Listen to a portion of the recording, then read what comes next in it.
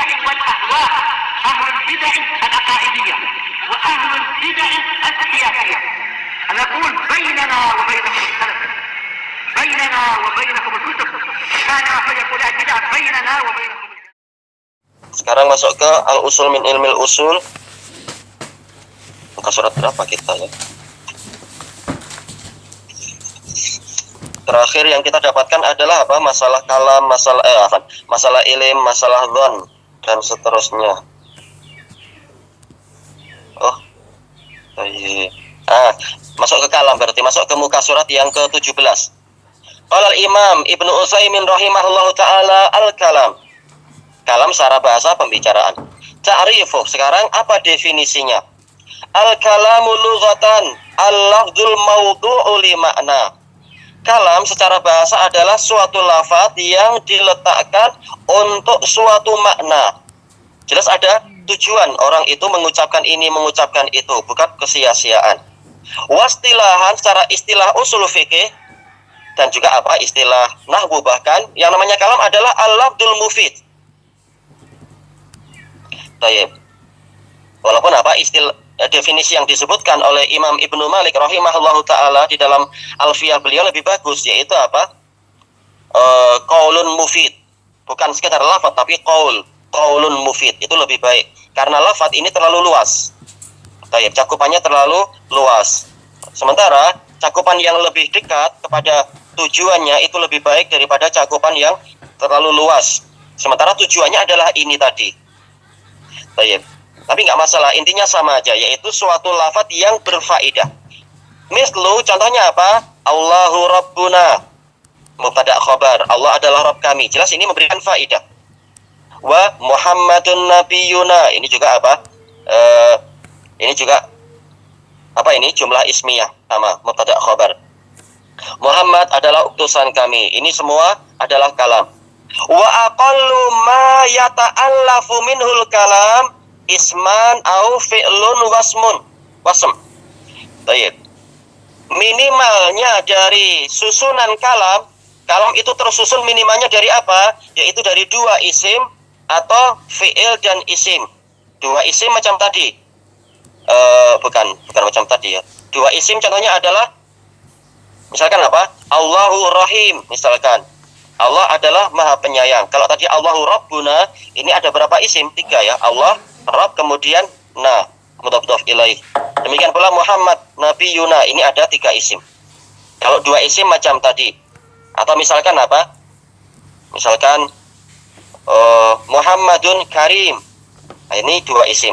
Atau isim dan fi'il.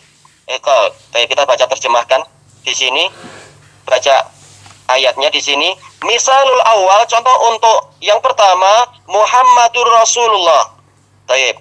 Ini dalam usul fikih tidak terlalu dipermasalahkan. Ini dianggap 2 isim, yaitu ada mubtada, ada khabar. Tapi jelas dalam pembahasan nahwu ini sebenarnya 3 isim, Muhammad, Rasul, dan Allah. Maka bagusnya macam tadi, Muhammad Karim, itu lebih bagus. Muhammad Rahim, misalkan 2 isim saja. Wa misalus tsani, contoh yang kedua, contoh untuk yang kedua yaitu apa? Fi'il dan isim. Istaqama Muhammadun. Muhammad istiqamah. Baik. Kalau qama Muhammadun, qama ini adalah apa? Fi'il yang zahir. Muhammad berdiri. Istaqama ini adalah fi'il yang sifatnya adalah batiniyah. Yang batin yaitu apa? Jiwanya istiqamah. Yaitu tegak lurus. Tayyib. Qal wa wahidul kalam kalimah. Tayyib. Kalam ini kalau dalam bahasa kita kalimat. Sementara untuk dalam bahasa Arab dia gabungan beberapa kalimat. Tayyib. Makanya kita perlu menjelaskan di sini untuk yang mungkin belum paham, misalkan wahidul kalam kalimah. Tayyib. Kalimat itu kalau satu saja istilahnya adalah kata. Baik, ini untuk bahasa kita. Jadi apa? Kalam ini gabungan dari kalimat-kalimat, gabungan dari kata-kata. Wahia. Baik, sekarang apa itu kalimah? Kalau tadi definisi kalam, sekarang definisi kalimah yang dalam bahasa kita adalah kata. Wahia al-lafzul mawdu'u li ma'nan mufrad. Yang namanya kalimah adalah suatu lafaz yang diletakkan untuk makna tunggal, makna satu. Hanya satu makna saja. Ini secara senangnya, tidak perlu kita buat bukankah, nggak perlu. Ini definisi yang paling senang saja, paling mudah. Wahia immasmun au fi'lun au harf. Baik. Kalimah berarti terbagi menjadi 3, sebagaimana di dalam Ajurumiyah itu, yaitu isim, fi'il, dan huruf. Ini di dalam pembahasan usul fikih cukup seperti ini. Adapun di dalam Ajurumiyah jelas kita tahu ismun wa fi'lun wa harfun ja'a li makna. Huruf bukan sembarang huruf, tapi huruf yang datang untuk suatu makna. Baik, kalau huruf itu tidak ada maknanya pada asalnya, maka dia bukan bagian dari kalimah. Baik. Baik, sekarang diperinci. Falisim, sekarang isim itu apa? Definisi isim, madalla ala maknan fi nafsih, yaitu suatu kata, suatu lafaz, suatu lafaz yang menunjukkan kepada suatu makna pada dirinya sendiri. Sekedar disebutkan saja, langsung orang tahu ini ada maknanya, yaitu demikian. Min ghairi isy'arin bi zaman, tanpa memberitahu adanya waktu. Atau dalam definisi yang lain dalam nahwu apa itu? Min ghairi iqtiranin bi zaman, tanpa bergandengan dengan waktu. Seperti apa? Zaidun atau Amrun. Jelas ini menunjukkan makna, yaitu apa? Seseorang namanya Zaid, seseorang namanya Amr. Terserah dia itu fil mudi, di masa lampau, atau fil hal, di masa sekarang, atau fil istiqbal, di masa yang akan datang. Sama saja, tetap dia namanya Zaid. Tetap menunjukkan kepada orang yang namanya Zaid. Baik, tidak terkait dengan waktu. Qal wa huwa salah satu anwa. Isim itu terbagi 3. Baik, ini secara senangnya di dalam usul fikih. Al-awwal, yang pertama, ma yufidul umum. Suatu isim, yaitu isim yang memberikan faedah keumuman. Walaupun dia satu kata, hukum asalnya dia menunjukkan satu makna, tetapi dia mencakup individu-individu yang banyak, karena dia isim jenis.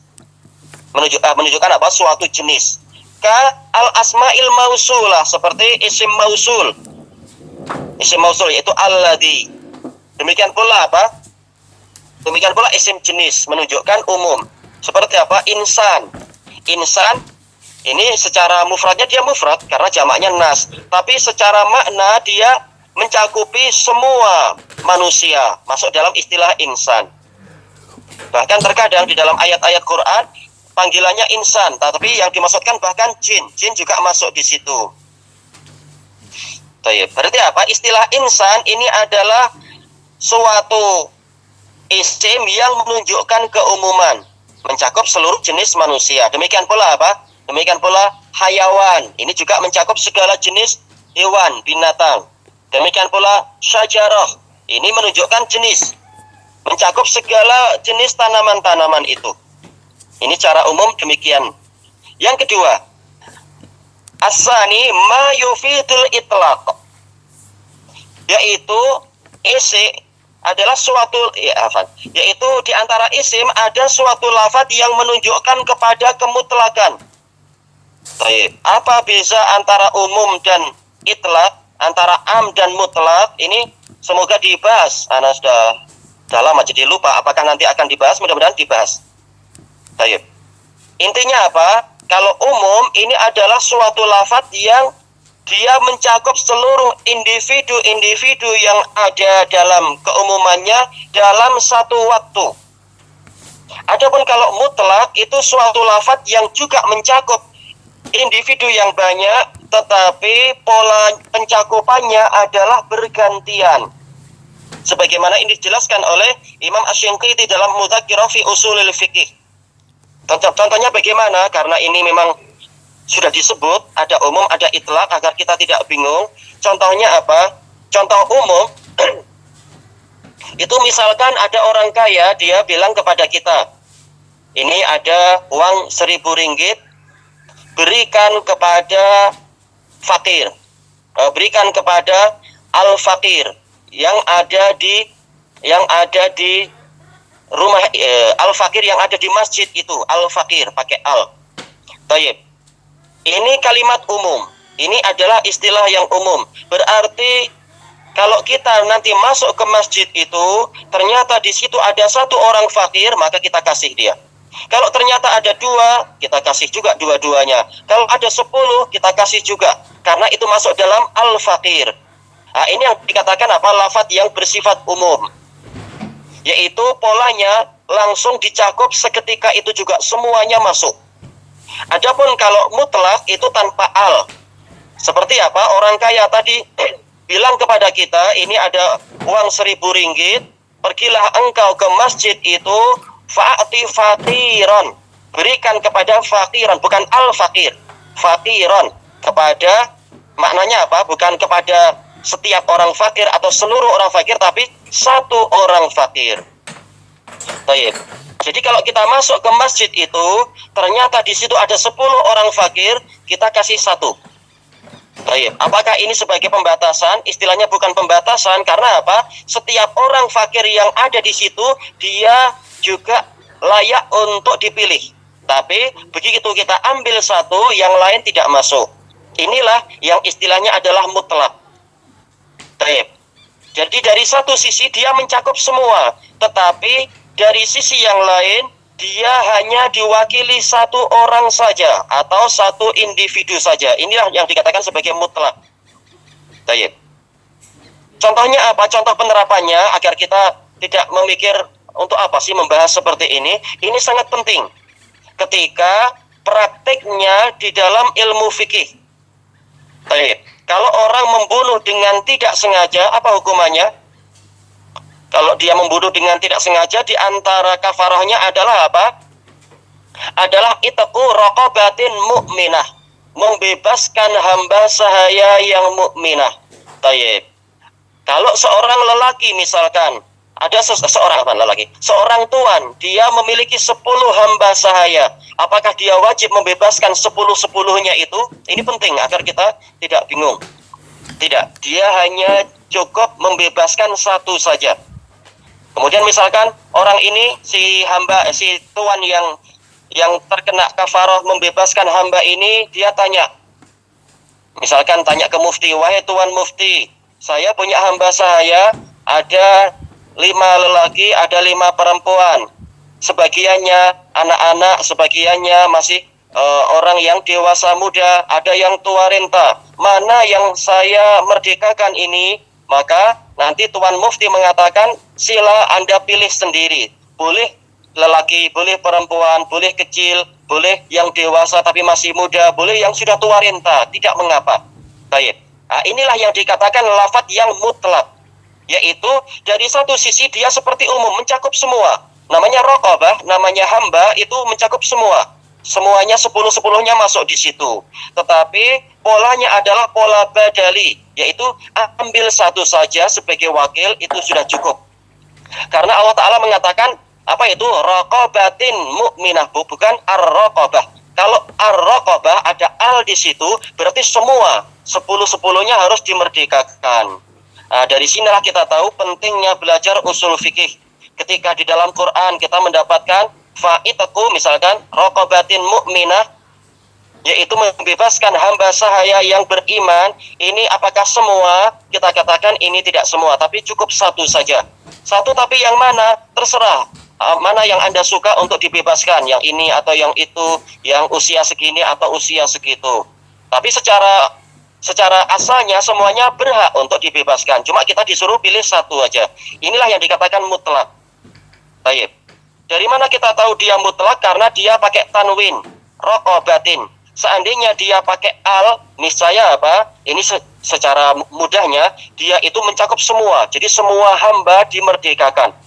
Nah, alhamdulillah setelah kita belajar usul fikih, tahulah kita bahwasanya ayat yang membahas masalah kafarah dari qatlul khata atau kafarah zihar atau mungkin kafarah dari apa itu?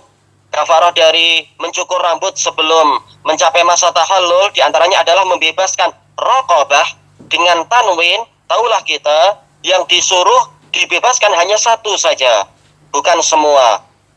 Tayyib. Ini hasil dari belajar usul fikih. Walaupun lafadz ayatnya hampir sama, sama-sama polanya pola mufrad, raqabah. Tapi kalau dia tanwin berarti ini cukup pilih satu saja. Kalau dia al, maka apa? Semuanya seketika itu juga harus dibebaskan. Tayyib. Alhamdulillah setelah belajar usul fikih kita tahu ternyata Allah hanya menyuruh satu saja yang dibebaskan, tidak harus semuanya. Tayyib. Inilah perbezaan antara lafadz umum dengan lafadz mutlak. Qal kan nakirati fi siyaqil isbat. Contoh mutlak ini seperti nakirah di dalam pola isbat. Pola isbat contohnya apa sih? Huwallazi khalaqalakum ma fil ardi jami'a. Dialah yang menciptakan untuk kalian di muka bumi ini semuanya. Ini sebenarnya adalah nakirah fi bagusnya bukan ini, yaitu apa? Yang lain, karena ini masuk dalam keumuman, jami'an keumuman. Tapi contohnya adalah firman Allah Ta'ala, wa in ta'uddu ni'matallahi la tuhsuha.